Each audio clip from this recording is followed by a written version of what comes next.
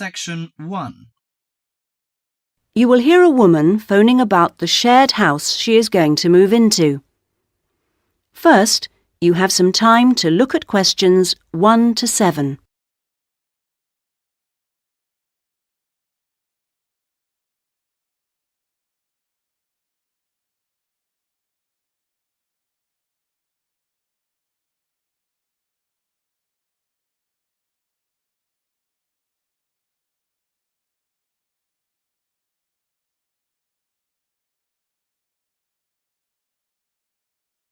You should answer the questions as you listen, because you will not hear the recording a second time. Listen carefully to the first part of the conversation and answer questions 1 to 7. Hello? Hello, this is Hilary. I'm calling about the house. I'm moving in next week. Oh yes, Hilary. This is Judith. I met you when you came to look at the house. Yes, I just had a few more questions I wanted to ask. Of course. Well, first, about the rent. I realise I didn't check what it included. Yes, that's important. It includes most things. We don't have to pay extra for heating, for example, just for the telephone, which is fair enough, I suppose. Local taxes are part of the rent, so that's not a worry. That's fine. Then I remember I should have sent my letter of reference to the landlord by now, but I haven't got his address. Yes, you should get that off right away. Address it to Mr. Crawley. He's at 14 King Street. Is that in Exford? Yes. And then you'll need to put the postcode, of course. It's AP12 7QT. Got that, thanks. I also realise I don't know exactly what the house has in the way of equipment. Is there a microwave, for example? There isn't. None of us feels the need. Oh, fine. I'm sure I can do without one too. What about a hairdryer? Maybe you should bring one, if you need one. I'll buy one, yes. And TV? Oh, yes. We've got 2, in fact. Was there anything else? I just wondered if there were any rules. Not really. We share the cleaning, things like that. We do have to be careful about loud music. Yes. So we've agreed that there shouldn't be any loud music after 9, and that we don't play music at all in the living room after 10. Up to 11 in your own room's okay, as long as it's not too noisy. That sounds good. And is there somewhere safe I can keep my bike? That's difficult. To be honest, lots do get stolen round here. We haven't got a garage, so we tend to park ours in the garden so that they're hidden from the street. OK. Now, I hope you like cooking. Yes, I do. Do you all have shared meals? Not very often, actually. But when the weather's good in the summer, we like to have a barbecue together, which we do each Wednesday. We tend to go out at weekends. Sounds fun. Before you hear the rest of the conversation, you have some time to look at questions 8 to 10.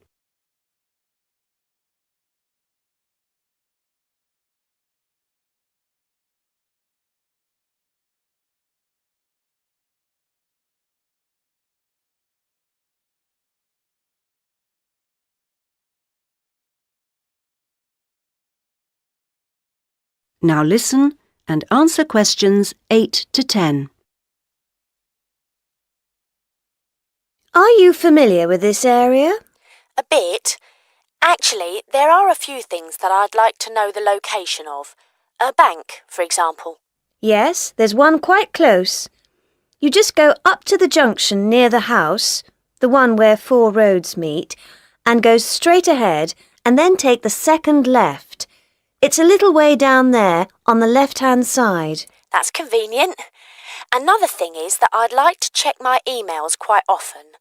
I was wondering how far away an internet cafe was. Well, there are a couple actually, but one's much cheaper than the other. The one I use is very handy. You just go up to the big junction and then, well, I go straight ahead and then turn right so that it's on the right-hand side. Fine. And one last thing. Uh-huh. I need to go to the post office quite often. I'm hoping there's one quite close to the house. You're in luck. You'd walk up to the big junction and then, if you want a nice route, take the street that's slightly to the right. Then you'd want the second left and you'd find it on the right side of the street. Well, it all sounds great. So, we'll see you in a couple of days' time? Yes. OK. Bye. Bye. That is the end of Section 1. Now, you have half a minute to check your answerers.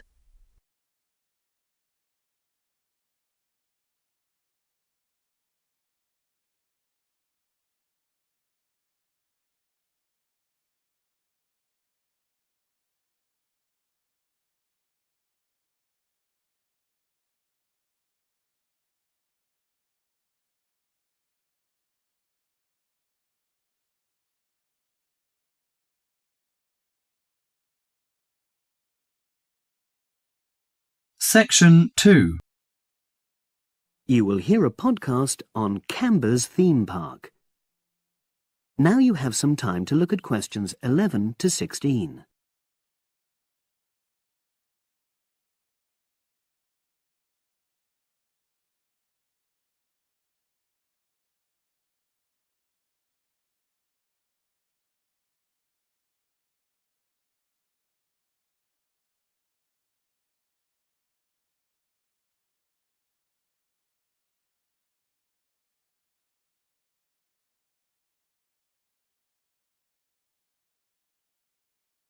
Now listen and answer questions 11 to 16.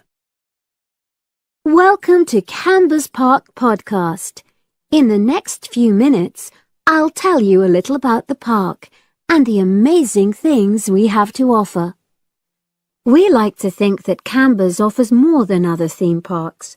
Like them, we have a variety of exciting rides for people of all ages, but Canberra's also places strong emphasis on the educational experience for its visitors.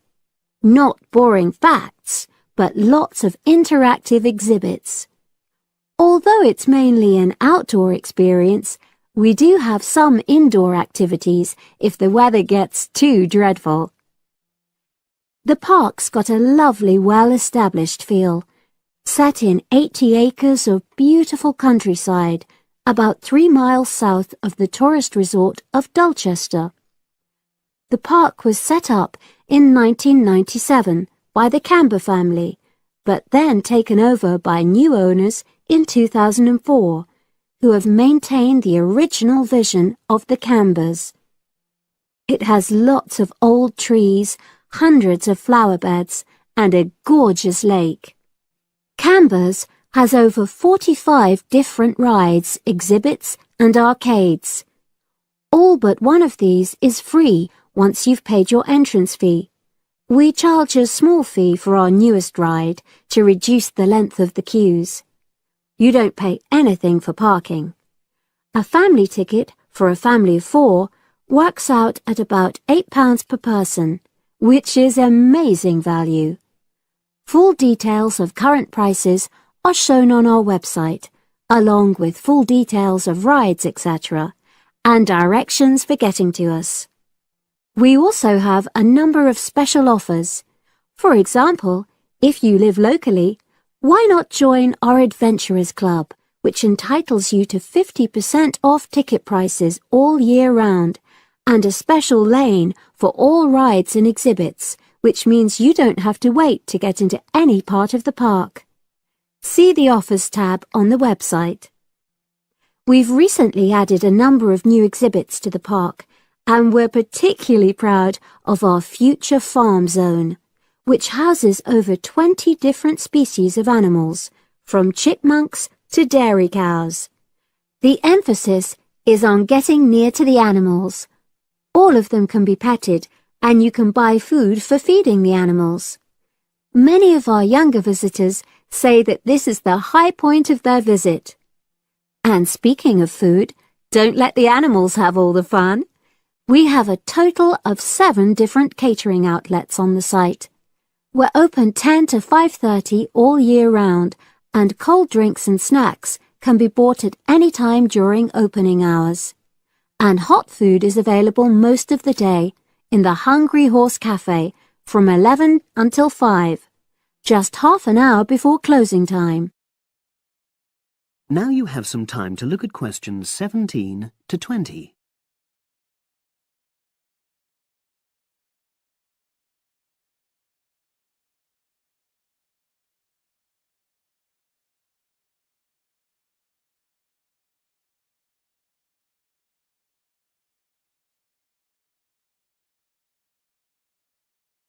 Now listen and answer questions 17 to 20. Now we want all our visitors to have an exciting time when they come to the park, but our first priority must be safety. Parents and guardians know their children's behavior and capabilities, but here at the park we have set certain conditions for each of the rides to ensure that all visitors get the maximum enjoyment out of the experience and feel secure at all times. There are 4 major rides at the park. Our newest ride is the River Adventure, which is designed to reproduce the experience of whitewater rafting. No amount of protective clothing would make any difference, so only go on this ride if you're prepared to get wet. Children under 8 can go on this ride, but all under 16s must have an adult with them. Not all of our rides are designed for thrills and spills. Our Jungle Gym roller coaster is a gentler version of the classic Loop-the-Loop, specially created for whole family enjoyment, from the smallest children to elderly grandparents, suitable for all levels of disability and health conditions. Carriages have comfortable seating for up to 8 people with safety belts for each passenger, which must be worn at all times. Sit back and enjoy the scenery. One of the best established and most popular of Canberra's rides is the massive swoop slide. Whiz down the polished vertical slide 9 meters in height and scream to your heart's content. There are no age or height restrictions. Be careful though, you must have on long trousers so you won't get any speed burns. And then there's the famous Zip Go-Kart Stadium with 16 karts, 8 for single drivers and 8 for kids preferring to ride along with mum, dad or carer. Take part in high-speed races in our specially designed Formula 1 style karts, but no bumping other karts, please. All riders must be above 1.2 meters because they have to be able to reach the pedals, even in the shared karts. Full details of all safety features are available on our website at www.camberspark.com.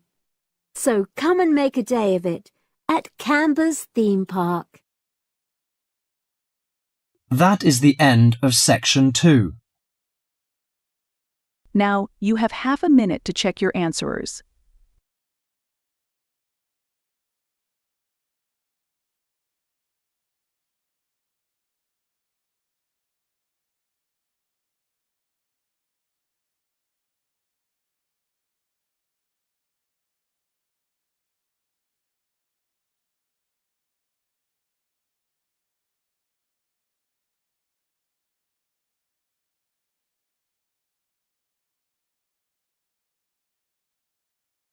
Now turn to Section 3. Section 3. You will now listen to a talk on bicycles. First, you have some time to look at questions 21 to 25.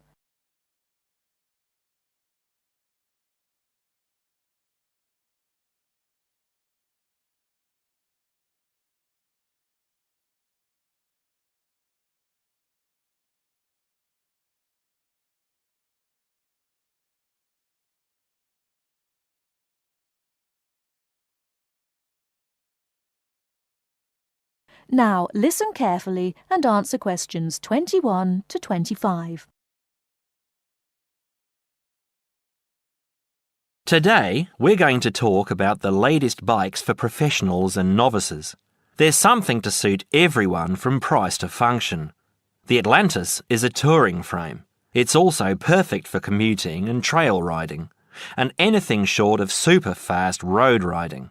The tubes are stout, to take touring loads and trail abuses. The tyre clearances are majestic, so you can fit tyres up to 2.35 inches. It's designed for cantilevers or V-brakes. If you have to limit yourself to just one bike and you want to be able to ride just about anywhere, this is the bike to be on. It is our most popular model for just that reason, and there isn't an unhappy Atlantis owner in the land. The Rambouillet, our all-around road bike, is available either as a frame with fork and headset for $1,400 or as a complete bike for $2,300. Compared to the Atlantis, it is a lighter frame, not intended for loaded touring or rough trail riding. As a road bike, it has side pull brakes. The Quick Beam is our version of the single-speed bike. We've done it a little better though. The crankset has a 42-34 combination, running an 18-toothed freewheel cog in the rear. And the rear hub is threaded opposite the drive side, so you can install a fixed cog of your own choice. In essence, you can have 4 speeds on the Quick Beam if you choose. The Quick Beam is available as a frame with fork and headset for $900 or as a complete bike for $1,300. This is a rugged, versatile bike that you can ride on the road as well as on rough trail. Before you hear the rest of the talk, you have some time to look at questions 26 to 30.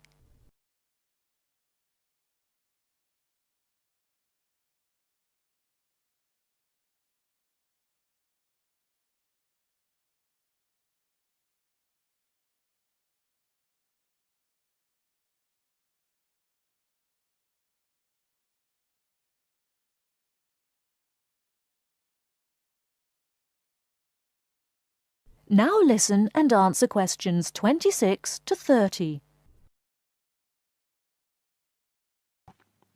The Saluki is our roadish, light touring, randonneuring frame. It's designed for 650B wheels. If 650B means anything to you, you'll either love it or think it's marketing suicide. If you're new to 650B and a follower, you won't want it. If you're new and a rebel, you will. Now, I'll just talk a little about saddle comfort. The road bike, for the most part, has turned into a high-tech, uncomfortable machine, and the proof is all around us. Look through any bike magazine or catalogue, and you'll see the saddle up to 6 inches higher than the handlebars. It is impossible to be comfortable on such a bike. It forces you to lean forward, putting more weight on your groin, hands and arms. People ride these bikes with straight, locked-out arms and wake up with aching backs. They endure it, get used to it, or buy recumbents. When we custom design a bike for you, you'll be able to get a comfortable position. Your back will be between 45 and 50 degrees, and there will be a noticeable bend in the arms. And most importantly, your arms won't be supporting your body weight. You won't have to look up to look ahead, because you won't be hunched over and low. That means our bikes are more accessible for riding on the flats, or even for short climbs. We consider this when we design and build your custom frame. That is the end of section 3. Now, you have half a minute to check your answers.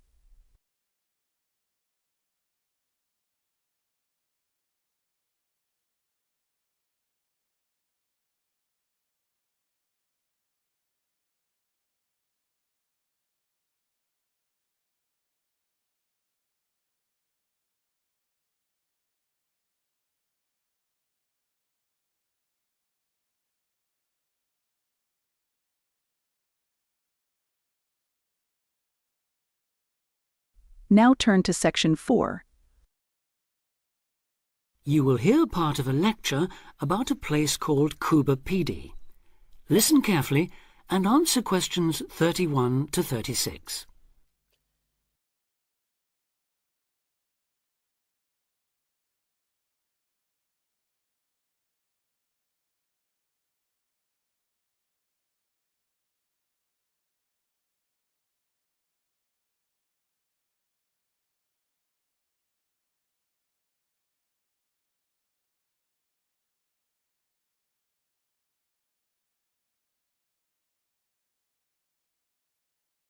Listen carefully and answer questions 31 to 36. Good afternoon. Today, we're continuing this series of talks on the development of the Australian outback with a look at Coober Pedy, the desert town of opal mines and underground living, which lies 860 kilometres north of Adelaide and 690 south of Alice Springs. The inaccessibility, harsh climate and almost total lack of water made it a highly unlikely place for human habitation. But that all started to change in 1915 with the discovery there of opals, the precious stones which seem to change colour according to their surroundings. Settlements were established following the First World War, when soldiers returning from the trenches of France brought with them the techniques of living below ground in dugouts. The Depression of the 1920s and 30s led to many prospectors leaving, but the town boomed again in the late 1940s, when shallow new opal fields were discovered, and immigrants from Europe arrived in large numbers after the Second World War. It must be remembered, though, just how hostile conditions were. Daytime summer temperatures reached well over 50 degrees centigrade, winter nights were bitterly cold, and dense dust storms regularly blanketed the town. To cope with this, more and more people began living in disused mines and purpose-built subterranean houses, where the temperature remains at a comfortable 25 degrees all year round, so that eventually around 70% of the town's inhabitants had made their homes beneath the surface. This led to the construction of hotels and even churches below ground, as well as an entire underground shopping centre, the only one in the world. Before you hear the rest of the talk, you have some time. 37 to 40.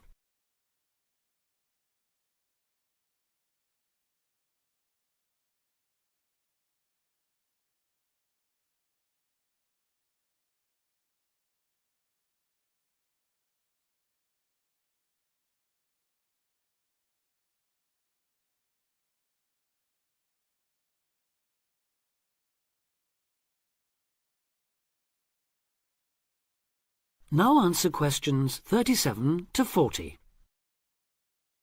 Perhaps not surprisingly, this has now led to the emergence of a secondary industry, tourism. Increasing numbers of visitors come to see the tunnels and the caves with their ventilation shafts, the weird machines lying about in the town, and, just beyond it in the scorched red desert, the conical hills thrown up by the world's biggest opal mines. It's a logical stopping place for travellers too. The nearest town to Coober Pedy is Woomera, in the prohibited area once used for launching space rockets. But even that is an enormous distance away. Within the town itself, there are plenty of hotel rooms and a number of ethnic restaurants. Remember that Coober Pedy is one of the most multicultural places in Australia, with an estimated 45 nationalities represented, and its very own Opal Museum. A short distance from town, there's a section of the enormous barrier that runs thousands of kilometres across the country, the Dingo Fence, which is meant to keep these predatory wild dogs out of the sheep farming areas. Another attraction just outside town are the sets of various films made there, including Mad Max 3, as well as The Red Planet and Until the End of the World, names that reflect the harshness of the terrain and temperatures there. The name Coober Pedy, incidentally, comes from an Aboriginal expression meaning white man's hole in the ground. Next, I'd like to go on to talk about Broken Hill, another mining town, but one that... That is the end of section 4. Now, you have half a minute to check your answerers.